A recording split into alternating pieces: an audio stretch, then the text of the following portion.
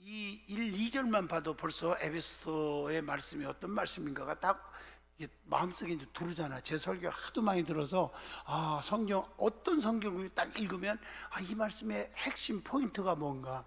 제가 누누이 말하지만 하나님 말씀은 능력인데, 기적이 있고 축복이 있는데, 말씀은 항상 우리가 지 정의를 놓치지 마라, 지 제대로 알으라, 정 깨달으라. 깨달았으면 의 결단하면 말씀의 그 주신 그 축복의 그 말씀이 내게 오는 거예요. 내 것이 되는 거예요. 그러니까 여기서 제대로 알아라는 지자는 말은 굉장히 중요해요. 우리가 하나님이 왜 이 말씀을 줬을까? 그걸 알아야 돼요.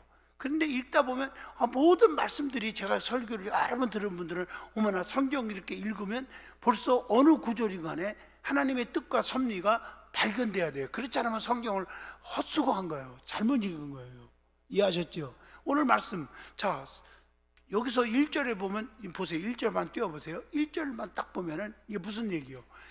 그리스도 예수의 사도된 바울은, 그렇잖아, 자기 자신을 먼저 피력해요. 바울 서신이 신약 성경 27권 가운데 13권이 바울이 썼거든요. 근데 모든 게 1장에서 이렇게 꼭 동일하게 말씀을 하거든요. 그러니까 자기가 사도가 되었는데, 사도가 되어서 누가? 바울이. 사도된 바울은 그랬단 말이에요. 내가 바울은 사도가 되었어. 사도가 됐는데 내가 되고 싶어서 됐나요? 지금 읽었잖아. 내가 되고 싶어서 됐냐고요. 누구의 뜻이요? 하나님의 뜻. 이게 중요한 거예요. 좀 성도들에게 띄워주세요, 자막을. 하나님의 뜻으로 말미암아 그랬어요. 깨달으면 아멘 하시죠? 그러니까 우리가 사도뿐 아니라 장로로, 권사로, 안수집사로, 집사로, 또 뭐 각 기관 부장으로, 뭐 찬양대로, 교사로, 이렇게 하나님이 임명을 주신 직분이잖아요. 사도도 직분이듯이. 그 직분은 누구의 뜻으로 받은 거예요? 하나님의 뜻이라니까. 내 뜻이 아니라니까. 근데 기분 따라 하고 안 하고 그러잖아. 이게 대단히 위험한 거지. 맞죠? 기분 내키면 하고 안 내키면 안 하고. 어떤 분은 무슨 일을 시키면, 이렇게 힘들게 시키면 나 안 해요 이런다니까. 그 애들이 나 밥 안 먹어요, 나 그러면 학교 안 갈래요. 똑같은 얘기거든요. 이해가 안 되잖아, 그지? 우리가 하나님 앞에 사명받은 것, 직분받은 것은 누구의 뜻이라? 다시 한번, 하나님의 뜻으로 됐다. 그리고 예수 그리스도의 사도된 바울은 누구를 위해서 일하는 사도예요? 얘기하면 누구를 위해? 예수님을 위해서 일하는 사람이에요, 우리가. 그러니까 우리가 영광을 누구께 돌려야 돼요? 예수님께. 아멘 하십니까?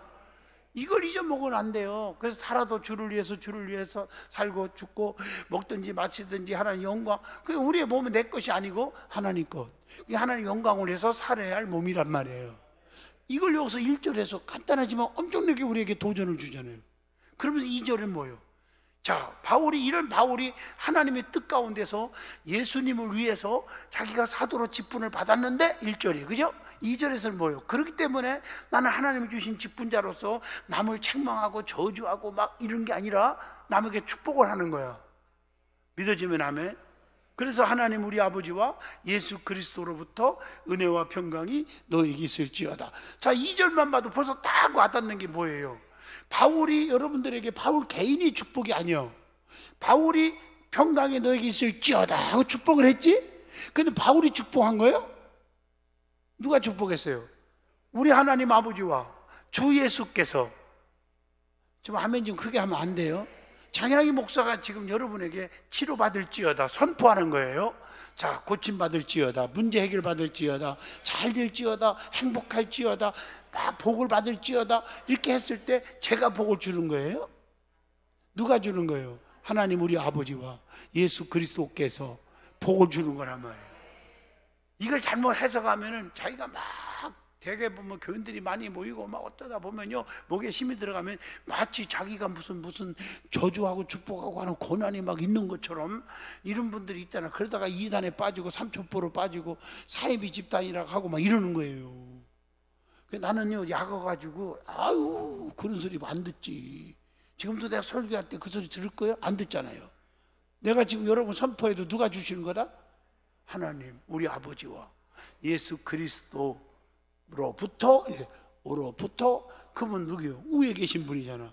위만 쳐다봐라. 우리의 소망이 하늘에 있잖아. 주만 바라볼지라. help from above. 5달 동안 외운 영어 단어란 말이야. 위에서부터 돕는다. 그러니까 위에 계신 하나님 아버지 예수 그리스도께서 우리에게 뭘 주기라고 선포했어요? 선포요. 이건 찌어다 하는 말은 선포요. 은혜와 평강이 너희에게 있을지어다. 이건 선포요. 선포. 맞아요. 맞잖아요. 잊어서는 안 되잖아요. 자, 그러면 에베소 교회가 어떤 말씀인지 대충 왔죠. 아니, 목사님 왜 특별 찬양 안 시키고 지금 그러지? 그럴까봐 오늘 명절이가 아니라 다들 지방에 갔대. 그래서 다음 주일부터 또 연장해 주기로 했어. 그냥 제낄 줄 알았지? 천만의 말씀. 다음 주일날 서야 돼. 아멘이죠. 아주 궁금해하는 것 같아서, 궁금해하면 또 은혜가 안 되잖아. 그러니까 미리 다가 친절하게 알려주고 설교를 하는 거예요 지금. 아멘. 오늘 맡은 찬양팀들은 다음 주일날 이 2시에 하는 거니까 꼭 기억하시길 바래요. 자, 어떻든 간에, 자, 이 말씀을 보면 에베소 교회는요, 자, 에베소서는 어떤 성경이에요? 서신 중에 여왕이라고. 다 합시다. 서신 중에 여왕. 이렇게 부를 정도로 너무 귀하다는 거예요. 황금 같은 메시지가 있다는 거죠. 가장 영적인 그런 말씀을 서술한 거예요, 바울이. 누가 썼어요? 지금 얘기했잖아. 사도 바울이 썼다고. 기독교의 구원, 또 교회, 여기에 대한 대서시라고 할 수가 있어요. 이게 바울 서신이죠. 자, 바울이 어디서 썼어 이거요? 감옥에서 쓴 거예요. 그래서 옥중서신이지. 옥중서신은 몇 권 있죠? 4권. 따라합시다. 에베소서, 빌립보서, 골로새서, 빌레몬서. 이 정도는 외우고 있어야죠. 그 4권은 어디서 썼어요? 감옥에서. 뭐 하다가? 핍박받고 감옥에 갇혀서. 거기서 슬펐어요? 기뻤어요. 감옥에서도 복음을 안 전하고는 견딜 수가 없어. 근질근질한 거예요. 그래서 복음의 편지를 보내는 거예요. 그게 옥중서신입니다. 아멘. 그래서 옥중서신으로 사도 바울의 모든 서신 중에 교리적 진술을 완벽하고 논리적으로 전개하고 있는 아주 너무 뜨거운 전개된 질서가 있는 그런 말씀을 에베소에 담아놓은 겁니다. 그래서 에베소서는 그리스도의 몸인 교회의 태동과 교회의 태동, 또 교회의 발전에 관해서 잘 설명하고 있기 때문에 이 과정 속에서 예수 그리스도를 통한, 예수님을 통한 회복을 말하고 있는 게 에베소서입니다. 에베소의 저자는 물론 소수의 신학자들이 반론을 제기하고 있기는 하지만 전통적으로 누가 쓴 거라고 우리가 알려진다가 사도 바울이 썼다고 알려지고 있습니다. 대부분의 바울의 서신들은 각 지역의 교회의 문제에 대한 바울의 신학적 조언 혹은 해결책을 제시하는 것으로 목적을 두고 이 말씀을 썼다고 봅니다.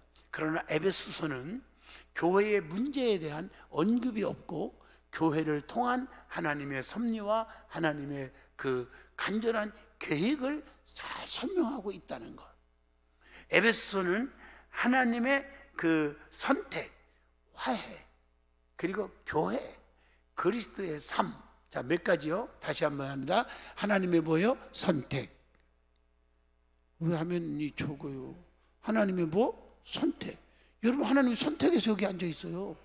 나도 하나님이 뽑아줘서 목사가 됐어요. 바울도 주님이 세워서 사도가 된 거예요.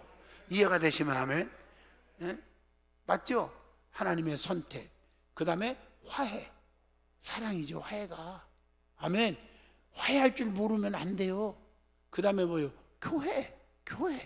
하나님은 교회를 통해서 역사하셔요. 그래서 바울이 교회를 많이 세웠잖아요. 아멘. 그 다음에 뭐요? 예수 믿는 사람으로서 그리스도의 삶. 이 4가지 주제에 대해서 구체적으로 설명하고 있는 게 에베소서 말씀입니다. 이제 이해가 되시면 두 손 들고 아멘 해봐요. 이제 알아들었죠? 이제 에베소도 끝났어요. 근데 조금 더 장별로 한번 풀어보겠습니다. 장별로 보면 에베소서는 크게 전반부의 성도의 지위, 성도는 어떤 지위를 갖고 있느냐 하는 거와, 또 후반에 가서 성도의 생활, 예수 믿는 사람은, 성도는 성도답게 살아야 되는데 어떻게 생활하는 것이 그런 거냐, 이렇게 크게 큰 두 가지 틀로 나누어졌다. 첫째 뭐라고? 다시 한번 뭐예요? 전반부의 성도의 지위, 그 다음에 성도들의 그리스도의 삶, 아멘해요. 생활, 아멘 하시죠? 이 두 가지로 큰 틀로 나누어서 에베소서를 말씀을 주게 됩니다. 자, 그러면 첫 번째로 인사말. 사도 바울은 항상 바울 서신 보면 그 인사말이 1장 1절로 2절에 나오지 거의요. 맞죠? 바울은 이 서신서를 시작하면서 자신의 신분을 밝힙니다.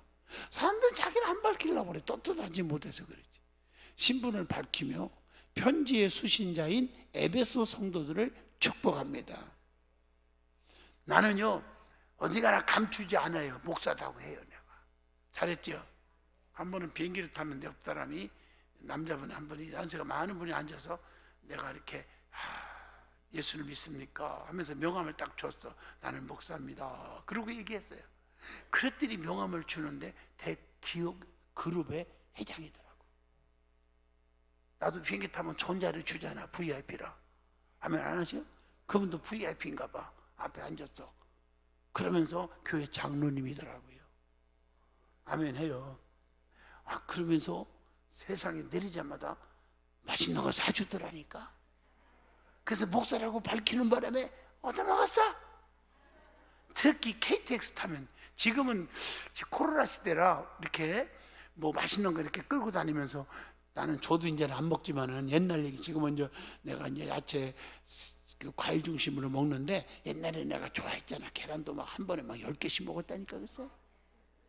그래서 삶은 계란이요, 계란. 또 지나가면서 또 뭐요? 또 뭐가 나오지? 커피, 커피 하면서 팔았어요. 아시지? 이제 또 이제 코로나 이제 마스크 벗게 되면 이제 팔 거야 아마, 그냥. 그래서 거기서 오징어 너도 먹고, 왕도도 먹고, 계란도 먹었다니까. 내가 신분을 밝히는 바람에 그분도, 그리고 밝히면 자기도 다들 되게 숨기려고 그러거든. 자기도 밝히더라고. 나 교회 집사예요 이러더라고요. 그 집사님한테 얻어먹었다니까. 좀 아멘 좀 하면 안 돼요? 여러분, 사도 바울은, 나는 예수 그리스도 안에서 사도된 나 바울은, 그러면서 편지를 시작해요. 자기를 감추려고 하지 않았어요. 이게 참 중요해요. 이게 인사말이에요. 그러면서 이 편지의 수신자인 에베소 교회 성도들을 뭐하고 있어요? 축복하고 있단 말이에요. 맞죠? 지금 읽어줬잖아요. 우리 하나님, 우리 아버지와 주 예수 그리스도로부터 은혜와 평강이 너희에게 있을지어다. 이게 인사면서 문안이고 축복이죠. 자, 그게 1장 1절로 2절이에요. 두 번째로는 1장 3절로 3장 21절까지 두 번째, 성도의 주의. 전반편에 성도의 주의에 대해서 나왔다겠죠. 성도가 어떤 주의를, 사도 바울은 간략한 인사에 이어서 삼위일체 하나님의 그 넘치는 구원의 은총에 대해서 설명하면서, 곧 잘 봐요. 1장 3절로 6절에는 성부 하나님의 선택, 하나님이 선택해주고, 그 다음에 1장 7절로 12절까지는 성자 예수 그리스도의 구속, 구원. 아멘을 해야 내가 신이 나는데, 나 아침에는 하나도 안 먹고요, 점심에 사과 하나 먹고요, 그리고 지금 얘기하고 있어요. 조금 뭘 좀 먹으려고 했는데 4층 올라가려고 하니까 다 끝났더라고. 새신자들 사진 찍고 상담하고 뭐 하다 보니까.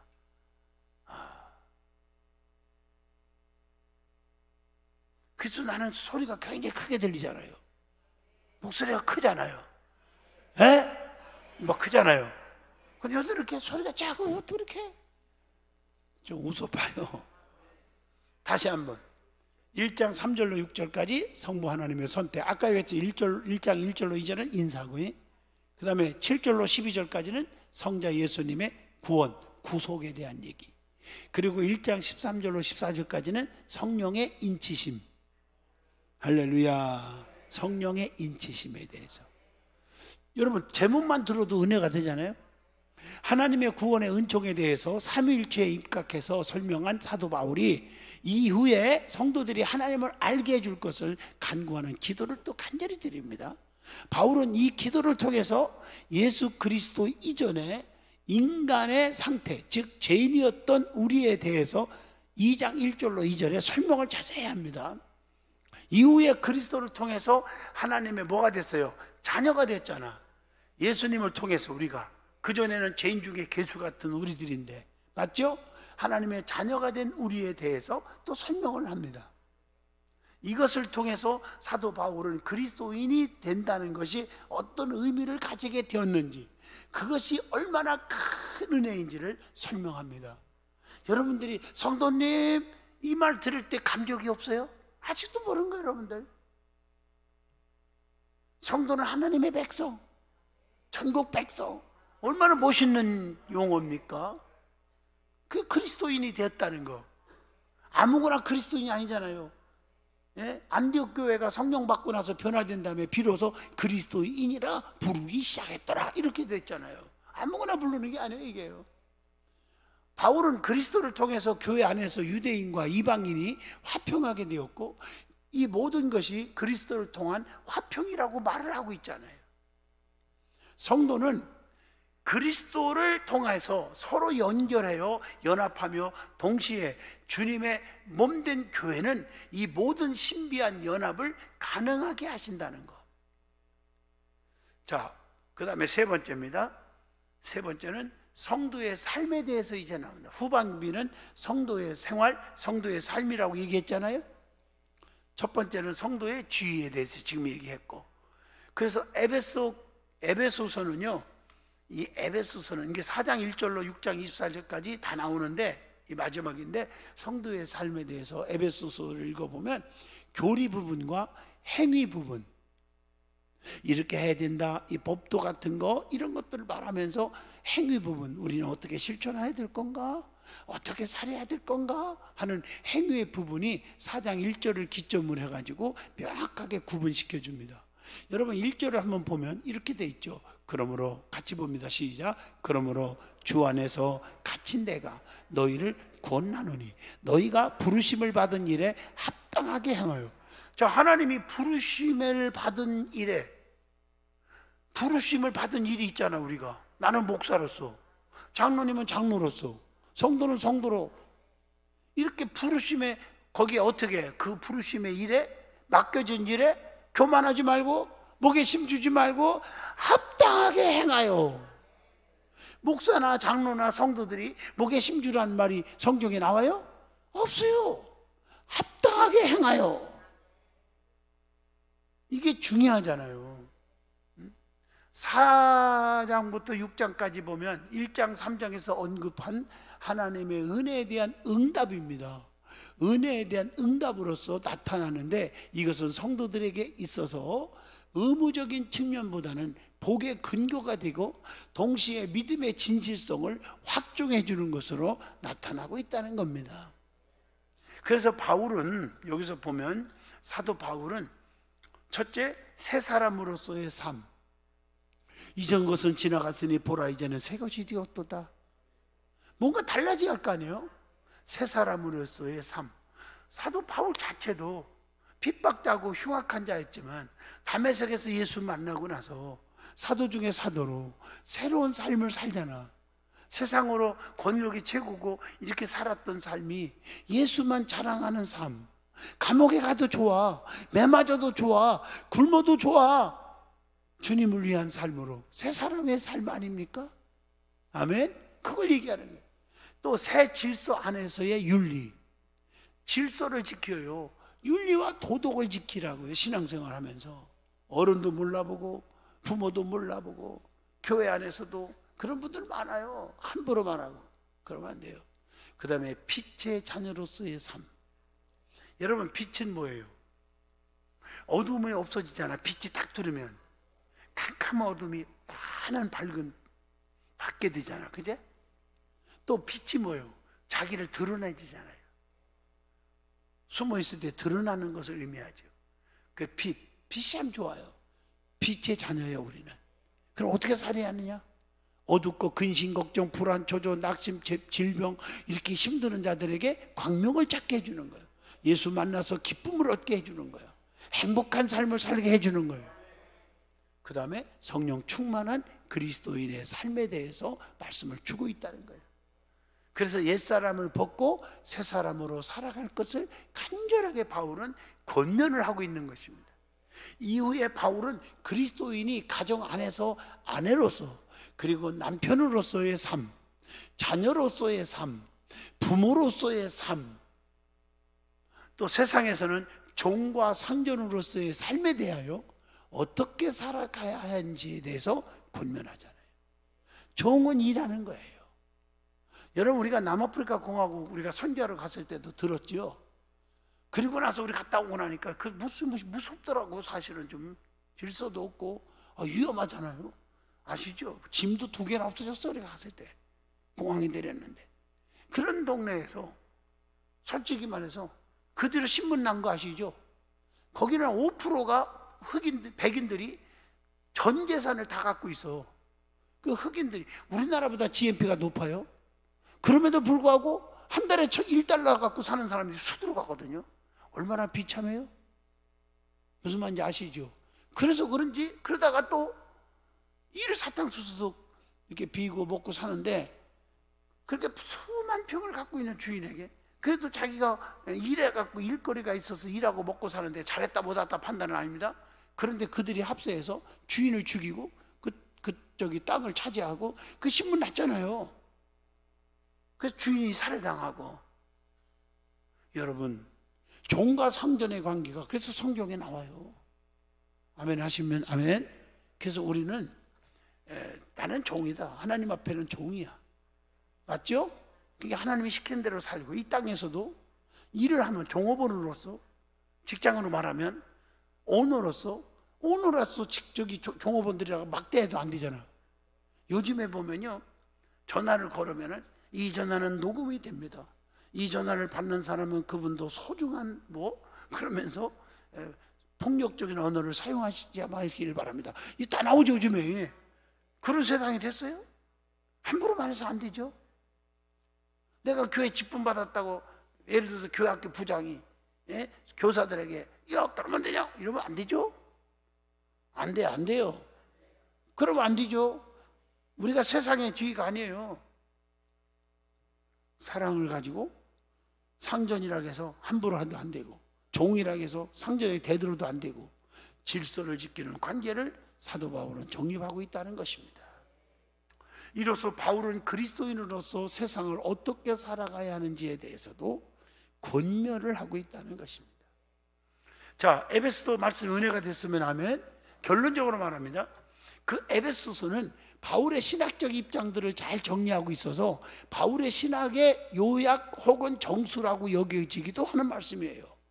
이것은 에베소서가 바울이 가지는 삼위일체적 구원의 사역에 대해서 체계적으로 잘 요약되어 있는 말씀입니다.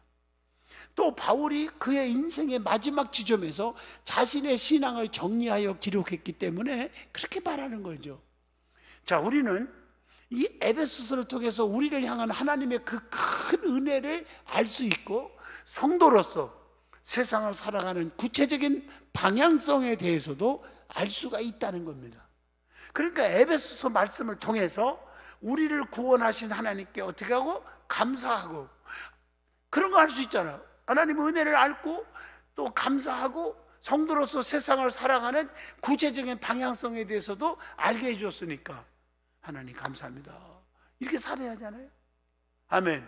에베소서를 통해서 우리를 구원하신 하나님께 감사, 그리스도인으로서 세상 가운데 빛과 소금이 되는 삶을 살 수 있기를 주의 이름으로 축복하고 부탁합니다. 은혜가 됐죠?